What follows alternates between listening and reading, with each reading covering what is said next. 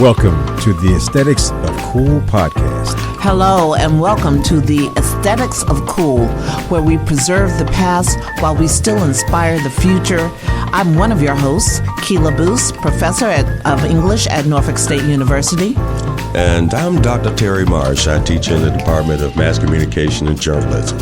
And yes, so in 7 days from today, we will have voting in the national 2024 election, as well as state and local elections. And I am thrilled and excited. This is some kind of election year. Well, you're right, Keela. And quite frankly, I think we have a lot of firsts this election year, things that people need to be aware of.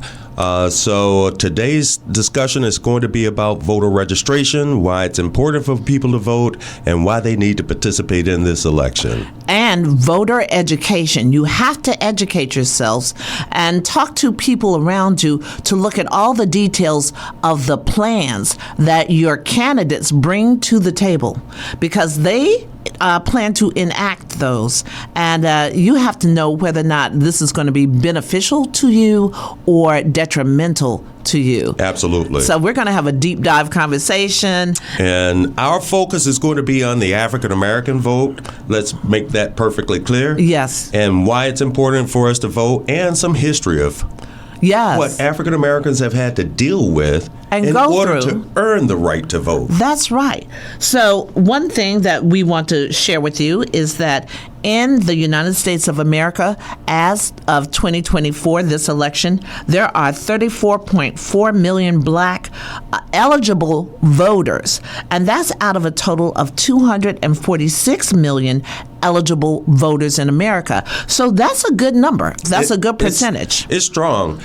Ironically, though, we're only 13% of the population, so we need as many people to vote as possible, particularly regarding those issues that impact us culturally and impact us socially. Yes. And one of the things you and I had talked about is all the work, all the sacrifices that those who came before us made in order to procure the right to vote for all Americans, but especially for African Americans, because for so long we were denied that right. We were disenfranchised.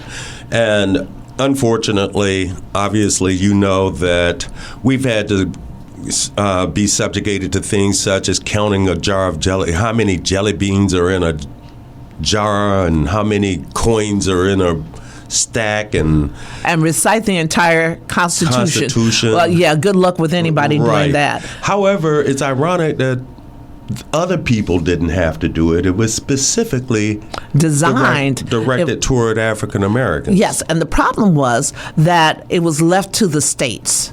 So those states that wanted to maintain a caste system within their state did those things to maintain it, and there was no one to correct them. That's why we needed the federal protections that we got with the Voting Rights Act. And what people don't understand is if decisions are left to individual states that have a history of discrimination and injustice, they will continue to do what they did in the past. We have to have federal oversight. Absolutely. And we're going to talk more in detail about that a little later in the show when we talk about the Project 2025. Yes, indeed. However, it's important that we know our issues. We know the issues that are important to us individually, but we also know the issues that are important to us collectively, so that we can petition for our own issues, for our own rights, privileges.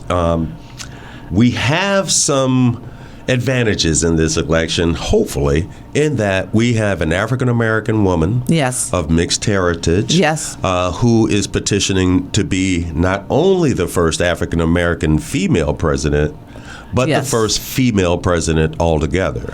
And the first Indian American of any gender to be president as well. That's correct. Right. So she is breaking barriers in 3 different directions. Not the first Indian American to run, though. Bobby Jindal tried to do so in 2016. Okay. No, I'm sorry, 2020. However, She is breaking the barriers. She's breaking the mold. And right now, as of this morning, she has a 1-point lead in this election cycle. Which is 1 point to not enough. We need many. She needs many more points. Absolutely. But one of the things we had talked about, and we've talked about several around this election, but one of them is, what is the hesitance of black men, particularly young black men, with voting for Kamala Harris and supporting her agenda, which in turn supports them? And I'll read some statistics about her economic plan to support African Americans and then the populace at large. Right. I think that is a troubling issue. I think it's a troubling issue for a number of reasons. Number one, I think that a lot of those young black men are not familiar with the history. Okay, yes. I think that unfortunately a lot of young black men have only observed history during their lifetimes. And many of them have seen someone who looked like us in the White House. Yes. The unfortunate thing is that they have not been alive long enough to realize that in itself was a major achievement. Huge, enormous. It was a long struggle for Barack Obama to make it to the White House. Consequently, the only reason and the only way that Barack Obama made it to the White House is because we had historically the highest level of votes from the African American population in any election. Yes. So we came out en masse, but we're not willing to provide as much of that support for Kamala Harris as we were for Barack Obama, which is where a touch of misogyny, I think, enters into this plan. So we had two listeners to reach out to us. One was Portia Howard of Atlanta, who wanted us to talk about young black men and the economic program that Kamala Harris has rolled out. And then the other is Judah Lamar. And Judah was the one who said that there is a misogyny, and he calls it misogynoir, within the black community against this woman who is running. And part of it, I've heard people say, is because the younger black men know that under the Trump administration, there was a stimulus check that was provided to different Americans, and some got 2 and some got 3. But that's not enough to support someone for election. What are his plans for you specifically? And they're rolled out in 2025. Absolutely. I think one of the struggles that I have is that we can be bought for a $1,300 stimulus check. That's a sad situation. Do they realize that that's minimal, that is completely nothing? Pittance. It's a pittance. And do they feel that just because they got that now, I didn't even get a stimulus, so I don't know what it feels like to get a $1,300 out of the sky, but you were taxed on that, were you not? Yes, you were. Those are your tax dollars coming back to you to support you in times of need, which is what should happen. So they gave you enough money to go buy some diapers and food, and they have and some sneakers and maybe a car payment or 2. To me, quite frankly, that's the same disguised engineering that went on during Separate but Equal. It's the same disguised engineering that went on with 40 Acres and a Mule. It's the same disguise. It's a social engineering, but it's disguised as, okay, we're going to give you a leg up, when that leg up really does nothing for you. I mean, $1,300 during COVID, when all of the prices were skyrocketing. People were isolated. How can that buy your soul? I don't think that they've thought about it that deeply, the people that we're concerned about. You and I both bemoan, and we're not the only ones, across every university, the Ivy Leagues and all, we bemoan the fact that our students are not as well read as in previous generations. And we know because many of us have put the cell phones in their hands and allowed them to watch TikTok and whatever without encouraging them to read. And if you don't read a variety of sources, if you don't read the news and read the magazines and listen to people who have important things to say, and you're just listening and looking at fluff, then your mind is fluff. Well, you're right about that. However, there are other issues, particularly with social media right now. And as a matter of fact, it's been going on since about 2016. During the presidential election of 2016, we had Russia interfering with our election cycle. 2020, Russia and China. And this year, they've already determined that some other countries are establishing messaging on social media directed primarily at African American voters to discourage them from voting for Kamala Harris. Right. That is actively going on even as we speak, a week away from the election. Yes, and we have to not only be aware but counteract those very issues. Well, one of the ways to counteract those issues is by fact-checking. However, how do we encourage 18 to 30-year-olds to fact-check the information on TikTok?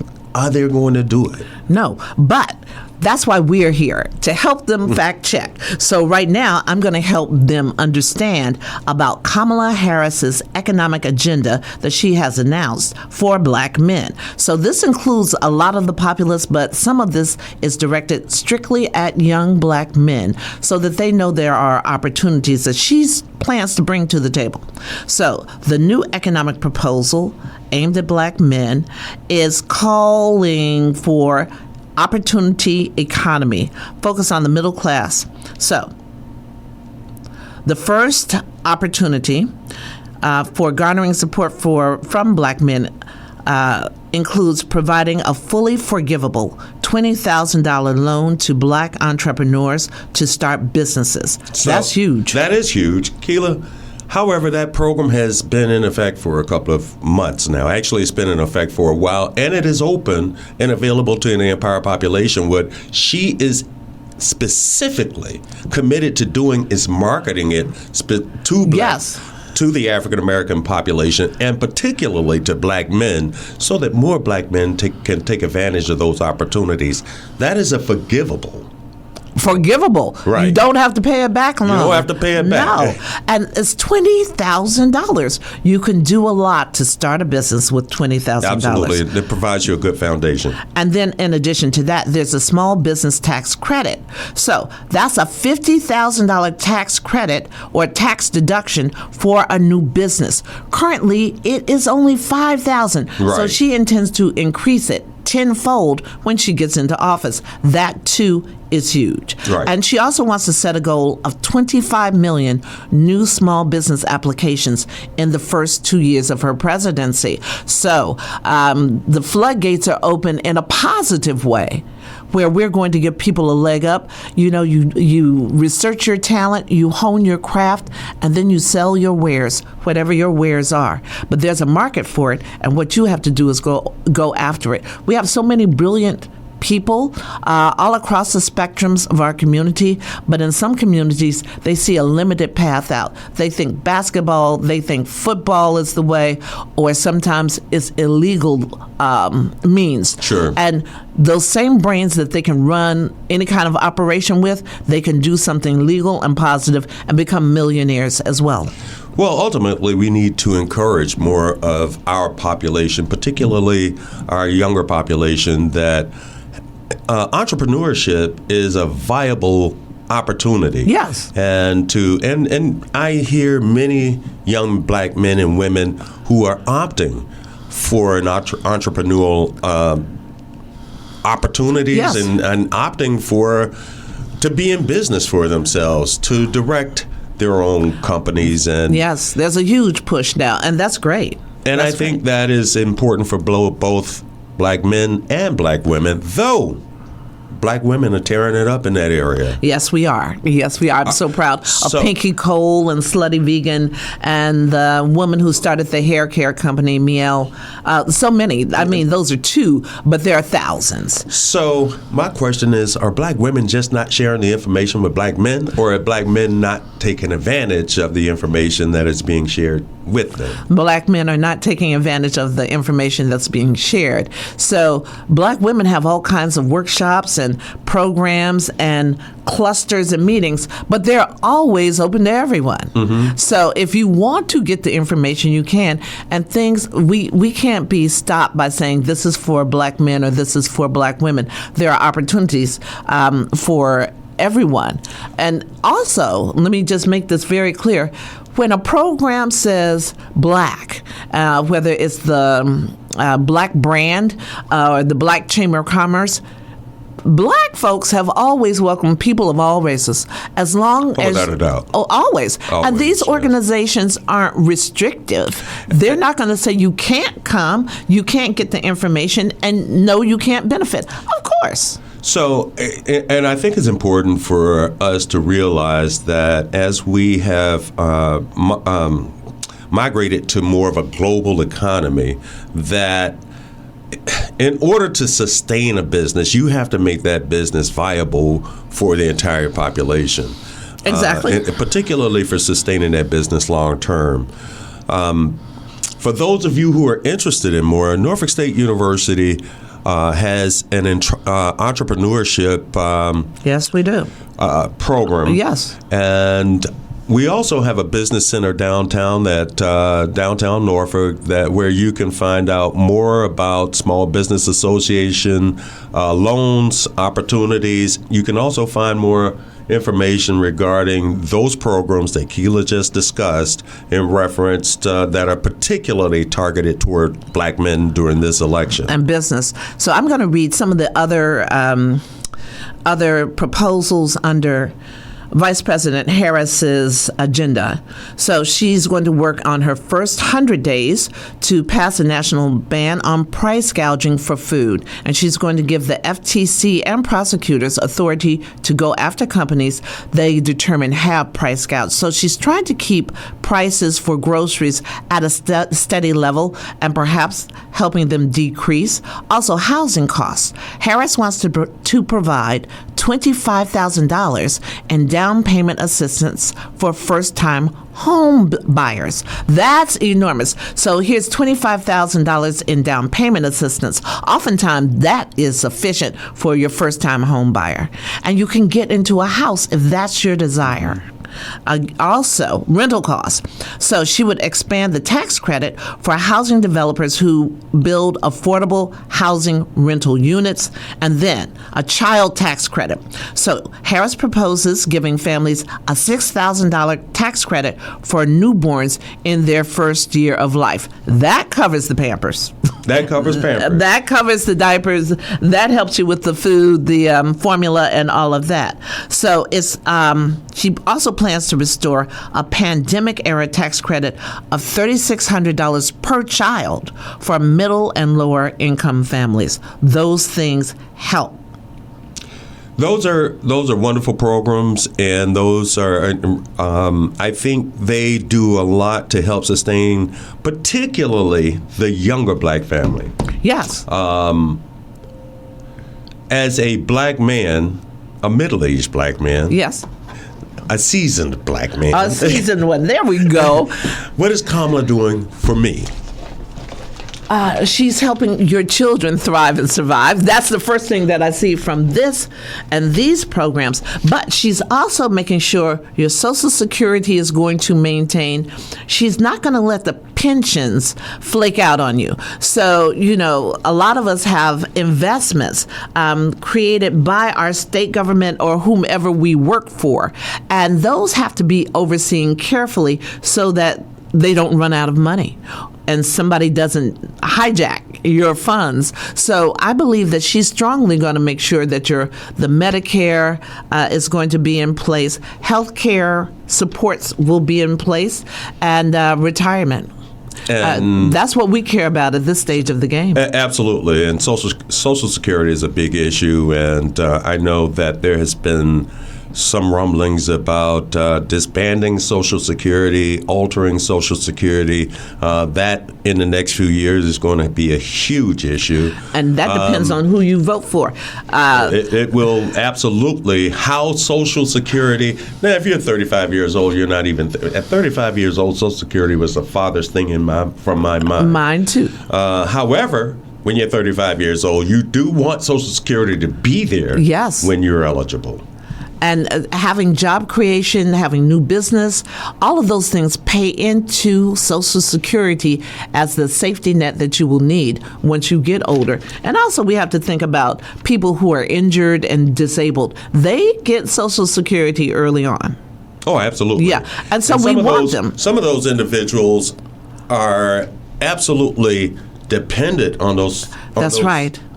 On that Social Security check, but they've paid into it, so they've earned it. They have earned it. Right. And, that's what we're all going to do to support our fellow Americans. That's what we're supposed to do, and that's what we should do. And that leads us into a nice transition into Project 2025. That's exactly what I was thinking. Is that right? Absolutely. See, we're there. We're there. So with Project 25. Well, let's discuss some of the things that Project 2025 is proposing. And yes. If our listeners aren't familiar with Project 2025, and hopefully many of you have at least heard about it, this is a project that has been put together by a think tank. The Heritage Foundation. The Heritage Foundation. Many of it's whom. a conservative think tank. That's correct. And 100 or more of the people in this think tank were part of Donald Trump's administration. That needs to be said. So they have proposed this 900-page plan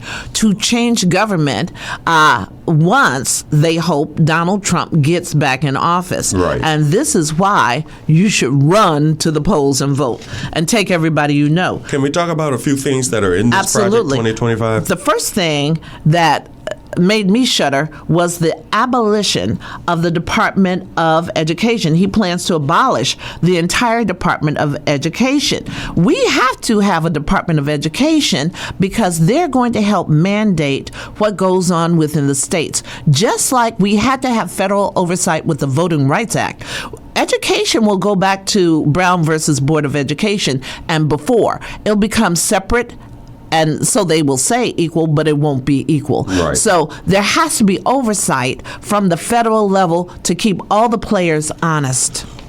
And that is very important. My concern about the federal level now is that we do have a Supreme Court that seems to kind of follow the game plan of the former president. Yes. And we can certainly look at women's reproductive rights as a huge issue under which that has taken place. However, it's important that we have universal education. Yes. Probably one of the strongest separators in the African American community is education. Is education. If you leave education only to the wealthy and only to those who can afford paying more, then you have an ignorant populace overall. And if we go back to how education was before 1954, 1955, yes. Then we're back into that separate but equal. Where the children were out working in the fields instead of going to school and down south. And where they were receiving textbooks that were 10 years old.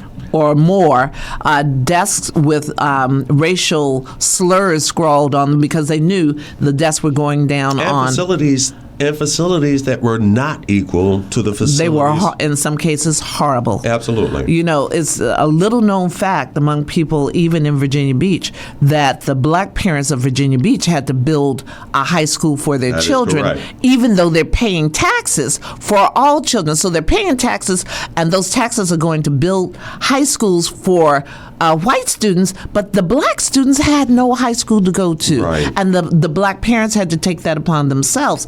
It's that sort of thing, separate but unequal, that we can't allow to occur. So we've established that education is a big part of the Project 2025 agenda. Right, and I just have to, let me interject that they also plan to eliminate Head Start. Education has to start early at the ages 2, 3, and 4. That's when most learning takes place. The imprint is put on your brain. So we need Head Start. We need it. So another issue is limiting access to food assistance, which impacts about 40 million people in about 21.6 million households. And that's an outrage. So we work so hard to get children here to say their lives are precious, and then we don't want to feed them. We're talking about 40 million people. So probably 25 million of those are children. We can't starve people. Again, if you feed people, they'll be able to go to work. They'll be able to learn. They'll be able to create. They'll be able to be a benefit to society, not a drain. Now, this proposal impacts not just African American communities, That's it right. impacts all communities. That's exactly However, right. it takes a heavy toll on communities of color. Yes, it does. But, all Americans should understand, and I'm talking to my white brothers and sisters, all Americans should understand that many people are receiving benefits of all colors. Black folks are not the majority of people on welfare or food assistance, simply because we're not that level of the population. However, the perception is that we are. But correct. That's also misinformation. So another reason we need people to be able to think critically so that they can move past misinformation to accurate information. Another problem we saw under Project 2025 is undo everything that we have done so far in climate change. Now, those of you who live in Rodanthe and see those beach houses washing out to shore, those of you who live in North Carolina and never thought you'd see a hurricane come in so far west to you that it would wash away your roads and wash homes down the river. You see what effect climate change truly has. Not only that, I think a lot of people are in my generation denial. In other words, what I mean by that is that and I had this discussion with someone recently, and his comment was, well, I don't see huge difference in my lifetime. That's not true. These things happen over eons, over a large period of time.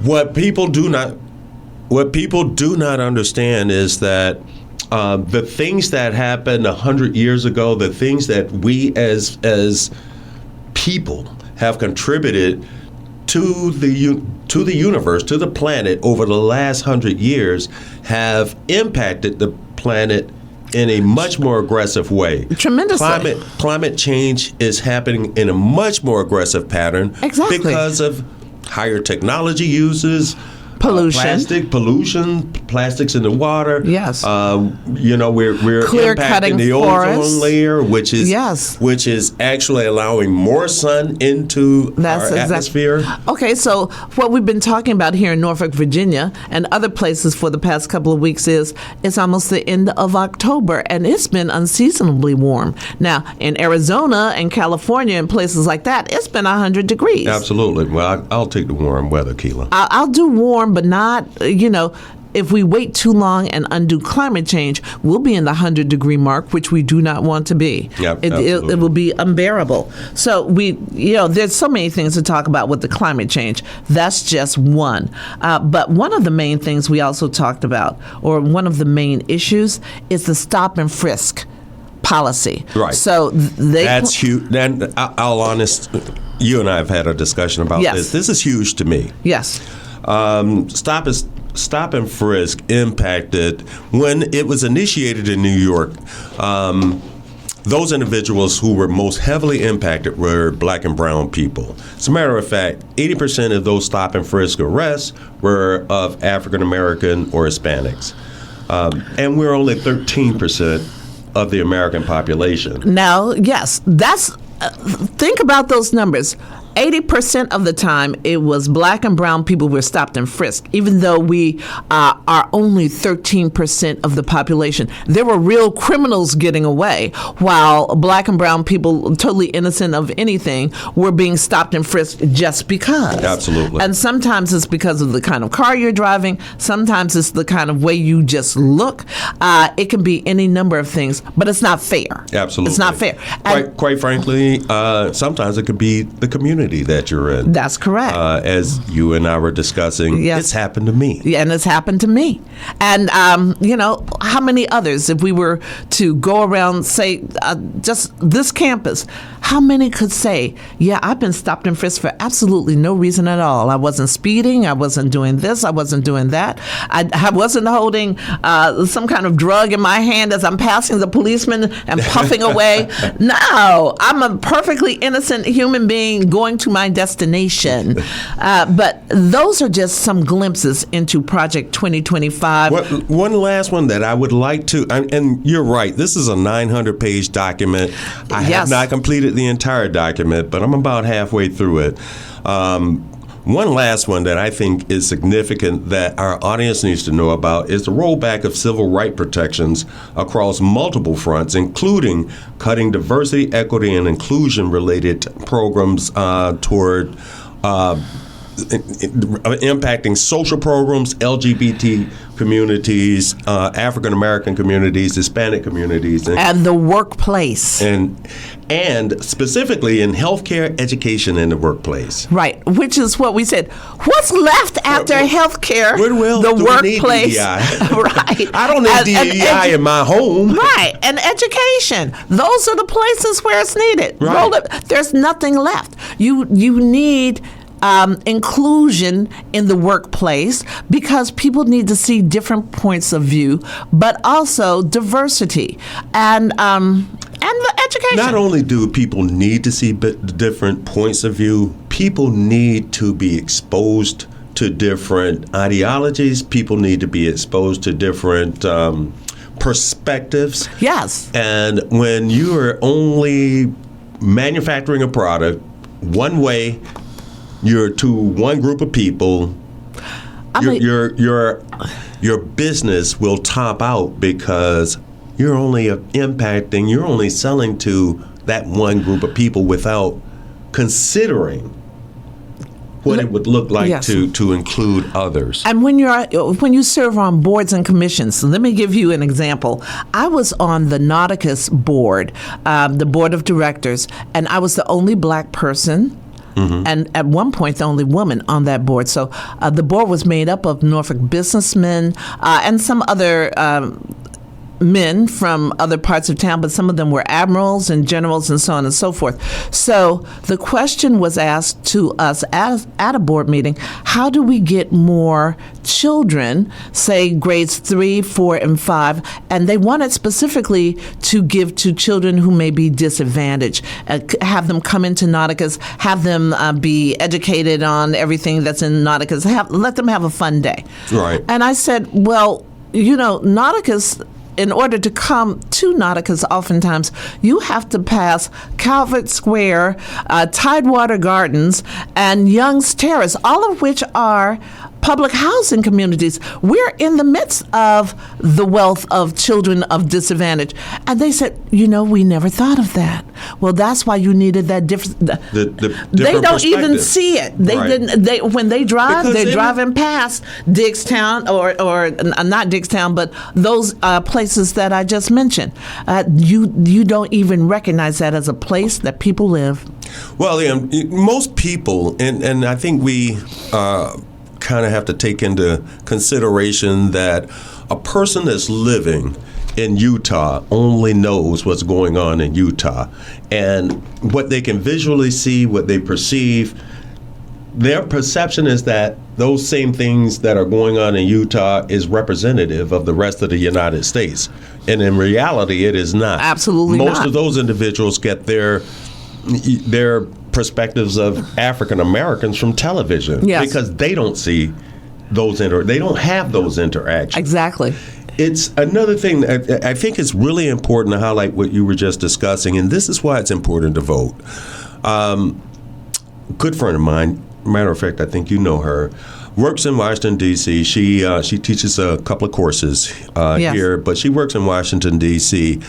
And her area of expertise is technology, particularly communication technology, and specifically broadband. Okay. And as we know, broadband is a wonderful technology, but it is centered mostly in those communities that can afford broadband. Yes. Put some students, and you know, we have terms like digital divide, and we have, and that's a good term and reflective of how some people can afford the technologies, and those are the individuals who will advance more rapidly because they have access. That's exactly right. Unfortunately, some of our communities of color do not have access. Communities of color and rural communities do not have access. Exactly. So how does that impact a 12-year-old kid who's going to school with someone whose family does have access? It affects that child quite a bit. I would say tremendously, because they have to make special efforts to go places to do homework or to do research. Absolutely. And not in the privacy of their homes. They can't wake up early in the morning and get it done, or can't stay up late at night. They have to leave the home in the middle of the night to go stand in front of a McDonald's or something. Which is insane. And some people have to go to McDonald's, or have to go to the public library when it's open, Right. or have to go to Starbucks, or have to go to Panera. If those things are in your vicinity, and in rural communities, sometimes they are not. And ironically, my friend mentioned that many of those meetings that she attends, she is the only person of color in the room petitioning Yes. for those advantages for marginalized communities. Exactly. So what we have here is a choice that Americans will make in 7 days. And that choice is between Donald Trump and Kamala Harris. So look at the facts, look at the history, look how each has treated their offices, what they've done to get there. We know Kamala Harris has come through the ranks as a prosecutor and the Attorney General of her state, and then gone on to become a senator and vice president. We know that Donald Trump held no political office until he became president, but he was on a show. The Apprentice. Yeah, The Apprentice. It is forgettable. I wanted to say It is reality show, forgettable. but I'd have to put that in quotation marks, because was it really real? A reality show. And the person who bankrupted several businesses, including a casino, and is a felon. A felon, people. So your choice is between someone who prosecutes criminals and someone who is. Well, and that's obviously that's the fact. People could have, and we're not telling you who to vote for. We are not. The only Please thing that we're choose your suggesting person. is that you research, do your due diligence Yes. prior to going out to vote, but please register to vote and make your voice heard. Right. And we look forward to our next show. But good people, take your souls to the polls. And in closing, I will say that this is Keela Boose, and we just wish the best for you, and do what you need to do and go to the polls. And this is Dr. Terry Marsh, and thank you for listening to The Aesthetic of Cool.